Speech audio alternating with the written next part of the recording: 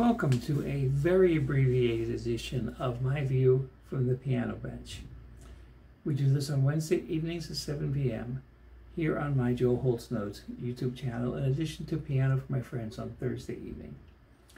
But this week's a little different, and I wanted to at least do something, but I haven't been home since Saturday, and I won't be home by the time this runs tomorrow evening. It's Tuesday evening now.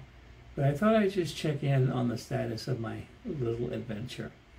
This is the second weekend in a row I'm not home, and this is a longer one because it's not the weekend. And it's kind of a throwback to how things used to be decades ago for me, but hasn't been since then, and I have not done something like this in decades. Last weekend I wasn't far from home, but I was not home. I was down in Rehoboth for Jazz Festival weekend, True Blue Jazz Festival for me. And this weekend I drove up to the greater Boston area on Saturday and have spent the last several days in suburban Boston doing some wonderful gigs and stuff. I'm not going to play tonight because it's late and I'm even hesitant to talk, and I'm talking kind of softly. Hopefully you can hear me, and I'm trying to be kind of close to the camera. But you'll see behind me my trusty friend, not my best friend, don't be offended, because my best friend in terms of musical instruments is an acoustic piano. But when I can't have an acoustic piano, the electronic keyboard kind of helps keeps me grounded and open the space, and I can still interact with it, and it's helpful to have, which is also why I much prefer driving trips, because I can have that with me. Otherwise I have to have a little portable keyboard that'll fit in a travel bag with tiny keys and all of that. So like I said, this is a throwback because I haven't done much traveling at all in the last 14 years. And there was two different seasons of traveling for me. One was in the late 80s, early 90s, when I would go out to the Midwest primarily as a destination and typically drive out, and I would have a network of small churches primarily that I would have concerts in. And I would end up in the Dakotas and Nebraska, or some combination of the two. Kansas was also a kind of final destination. I never did it cross country, but I always got out into the middle and then tried to hit things on the way out and back. And that was with a very young family, and those are wonderful adventures. I could tell some stories about my oldest son, but I won't. He was just a toddler, and we carted him around in the car all over the place because we could. And those were wonderful adventures, and it really seemed that that was kind of the way things were going to go, that I would keep traveling. Even thought about, getting the motor home and doing all of that, until my oldest hit pre-K. So he's 34 now. So he was 3 or 4, so let's say we're talking 31 years ago. What year would that be? 1991 or 2, right? And I had a trip coming up. I was going to be gone like 10 days or 2 weeks to make it a driving trip. And I figured I'd just tell the principal when we're not going to be there. It's pre-K.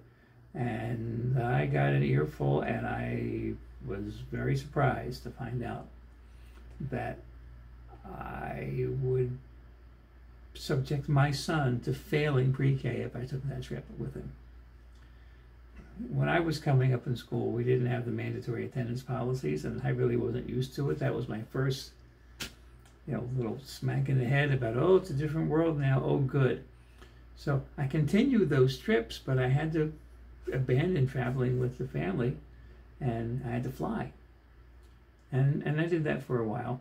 One of my crazy ones was when I was working the showboat, and I guess that would have been 93, and I think I had 2 full days off, and I arranged them over a weekend. Yeah, took an extra day because normally I played 6 nights a week or 6 days a week down there, and that was a 100-mile drive each way. That was a really long commute. And I had other things going on too. I was teaching in a private school part-time and other stuff and gigging. Otherwise, in Atlantic City or other places, it was nuts. But I got one of these trips. It was one of the last ones I did, I think. And I managed 5 churches in the Dakotas, missing 2 days in Atlantic City. It may have been just one, but I can't see how that was possible. I thought it was one, so it had to be 2. I must have negotiated a day off. But I know, like, I left from Atlantic City, drove to Philadelphia Airport, drove all over the place in North Dakota, came back, got from the plane, was able to take an hour nap at my parents' house and drive down to Atlantic City, and actually was a little bit late for the gig. Why do I remember that? I don't know. But they were accommodating. They're actually good to work for, even if they were ridiculous down there. But you know, in recent decades, it's been much calmer than that. There was a window in the mid-2000s, 2006, 2008, I guess late 2000s, where I did the Madeira Festival circuit, and it was still somewhat vital. They do fewer festivals now, and I'll be going back to do some of them, going to Pismo in January. And other things are happening too that suggest to me that I should start getting used to this. And the challenge is going to be getting these videos done. I should be able on Thursday afternoon. There's probably TMI here or talking too much, but I should be able to record piano for my friends same day and upload it. And I recorded my Sunday evening hymn earlier this week, but I wasn't able to get this done sooner. Again, is this interesting? Probably not at all. So, thank you for being with me. I just wanted to touch base, at least say something. And, talk about the weekend for a second. I drove up on Saturday, and what a fun day with the Madeira brothers. I tried to document on Facebook to some extent, and I also manage posts on the Madeira brothers page. So I created a post for them on Saturday and then shared it on my page about the wonderful event for the wedding of the daughter of Steve Schaffner, who is the lead trumpet player in the Madeira Big Band for decades, since the beginning. And Steve was a dear friend, particularly of Joe and Paul. And so we got the band together.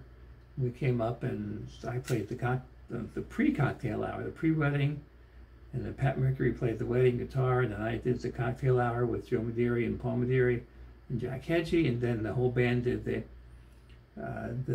dance center and the reception, and it was fun. It was just like, it was a throwback to the old days. It was a blast.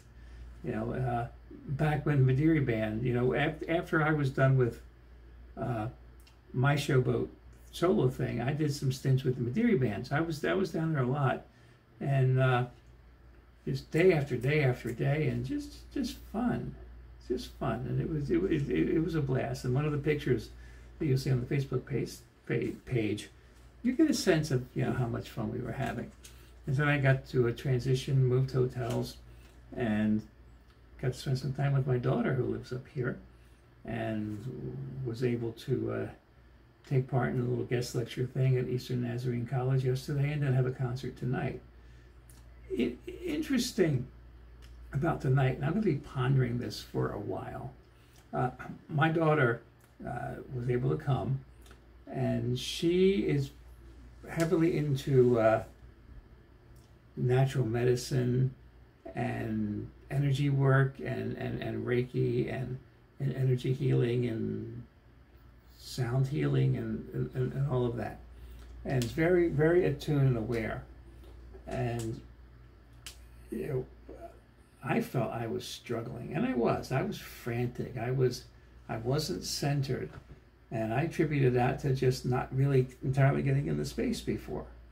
And I'm not used to having like an hour plus traffic jam on the way to a performance from where I live out in the middle of nowhere, right? Or even if I drive to the state, it's not like Boston, oh my goodness.